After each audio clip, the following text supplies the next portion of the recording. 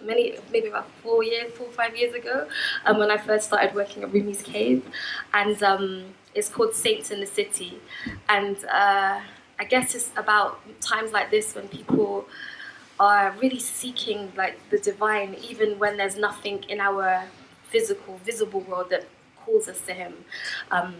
So it's called Saints in the City.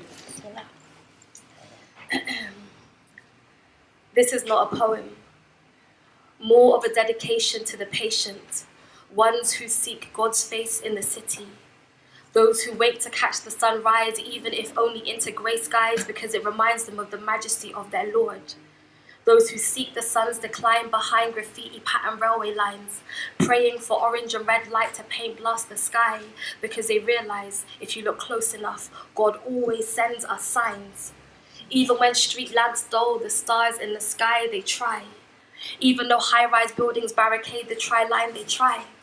See, we are not the ones with desert nights, where the full moon gives enough light to read scriptures by bedsides. We are the ones who can't make it out to Mauritania or Yemen to sit at the feet of the enlightened, who teach the mysteries of Allah with the subtleties of silence, whose very fragrance is guidance for the now guided seeker who now sleeps in sacred villages, where London becomes a dirty nightmare they'd rather forget.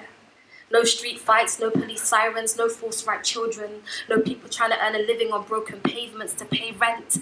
This is for those who seek Mustafa, the chosen one, in the land of the frozen sun, where we need machines that blow heat to help us sleep. But each night here, there are those who dream of the unseen and catch a gleam of his reality, waking up in tower blocks with the unwavering conviction that there is a God. This is for those who seek Allah in the city, looking for light in a land of dark days and dark nights, tense hearts and bitter minds, to those who still seek the light in people's eyes, because they know we are all a manifestation of God's signs and everyone is reaching for Him, even if they don't realize. This is for those with mercy in their eyes, whose prayers have the power to pierce the sky. Irregardless of where they reside, God always hears His servants' cries. Irregardless of where we reside, God always hears His servants' cries. To those who ride the train, reading sacred scrolls from masters of the soul, causing their hearts to explode and come back together between Oxford Street and Tottenham Court Road. They cause the carriage to glow, yet nobody knows that columns of angels follow them wherever they go. There are saints in our cities. Didn't you know? Friends of Allah walking down the high road.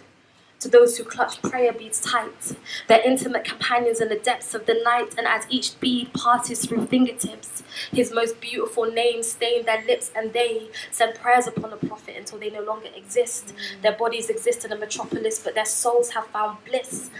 And to those seekers who learn from online teachers and download khutbahs from iTunes and add it to their iPod playlist, exchanging YouTube videos on Facebook pages because we crave this knowledge of the sacred. These virtual sages boost our faith in the city. To those who have come to the conclusion that this whole world is an illusion that will one day fade, and all that will be left is His face. To those who seek God in the city, for you, I dedicate this. Thank you.